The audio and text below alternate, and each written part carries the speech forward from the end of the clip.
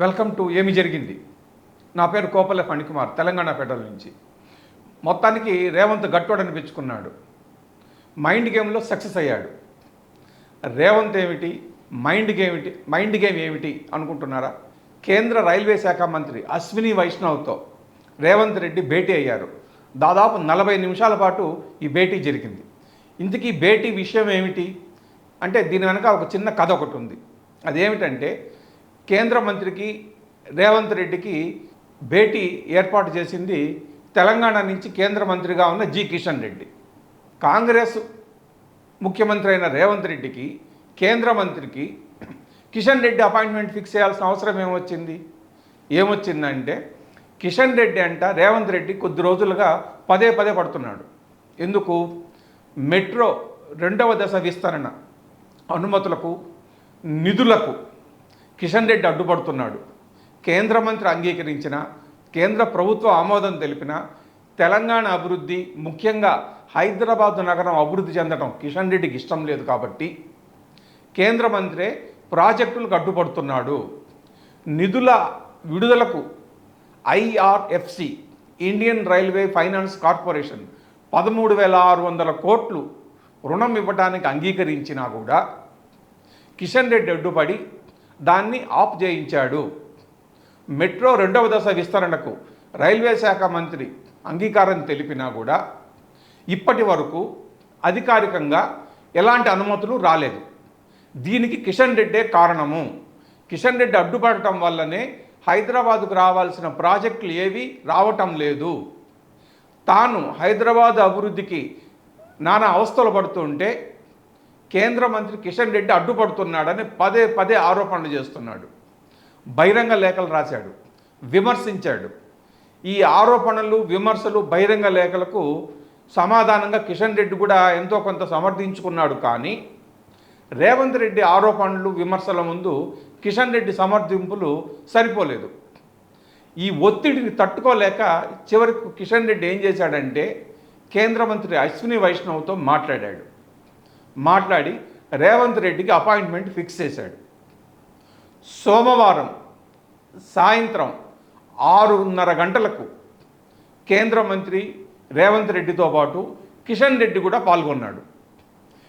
రేవంత్ రెడ్డి 2 అంశాలు అశ్విని వైష్ణవ్ ముందు ఉంచాడు. అదేమిటంటే మొదటిది 2వ దశ విస్తరణకు అర్జెంటుగా గ్రీన్ సిగ్నల్ ఇవ్వాలి, అనుమతులన్నీ ఇచ్చేసేయాలి రాత మూలకంగా.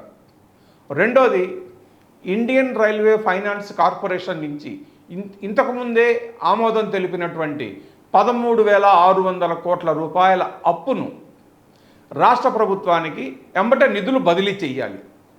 ఈ 2 ఖచ్చితంగా చేసి తీరాలని రేవంత్ రెడ్డి అశ్విని వైష్ణవ్ ముందు డిమాండ్లు ఉంచాడు. మరి కిషన్ రెడ్డి చొరవతో అపాయింట్మెంట్ ఫిక్స్ అయిన తర్వాత మరి రైల్వే శాఖ మంత్రి ఏం చేస్తారు? నిజానికి కేంద్ర మంత్రులతో రేవంత్ భేటీ అవ్వాలంటే కిషన్ రెడ్డి అవసరమే లేదు. ఇప్పుడు ఒక 55-60 సార్లు రేవంత్ రెడ్డి ఢిల్లీకి వెళ్ళి ఉంటాడు. వెళ్ళిన ప్రతిసారి కేంద్ర మంత్రులను కలుస్తూనే ఉన్నాడు.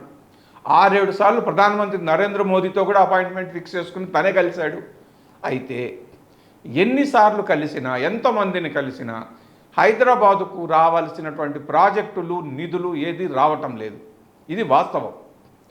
ఎందుకు రావటం లేదు అంటే హైదరాబాదులో లేదా మొత్తం మీద తెలంగాణలో బీజేపీ ఎదుగుదల లింకు పడుంది అని రేవంత్ రెడ్డి చెప్తున్నాడు.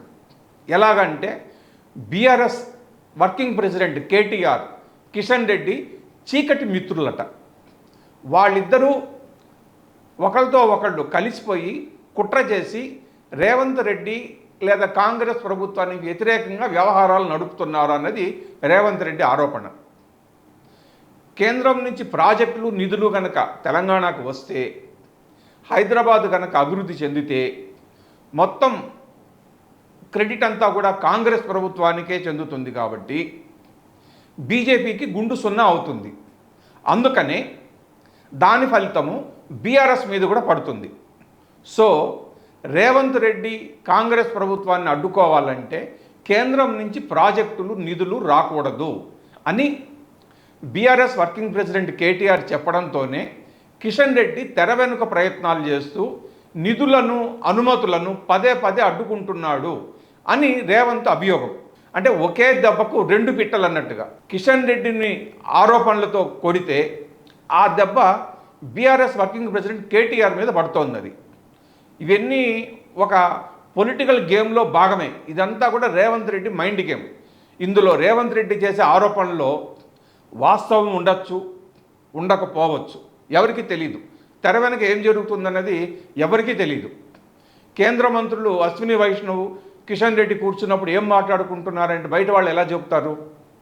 ఇవన్నీ కూడా ఏదో విశ్వసనీయ సమాచారాలని లేదా కొంత అంచనాలు, కొంత ఊహాగానాలు, ఇవన్నీ కలిపి రేవంత్ రెడ్డి ఒక మైండ్ గేమ్ మొదలుపెట్టాడు.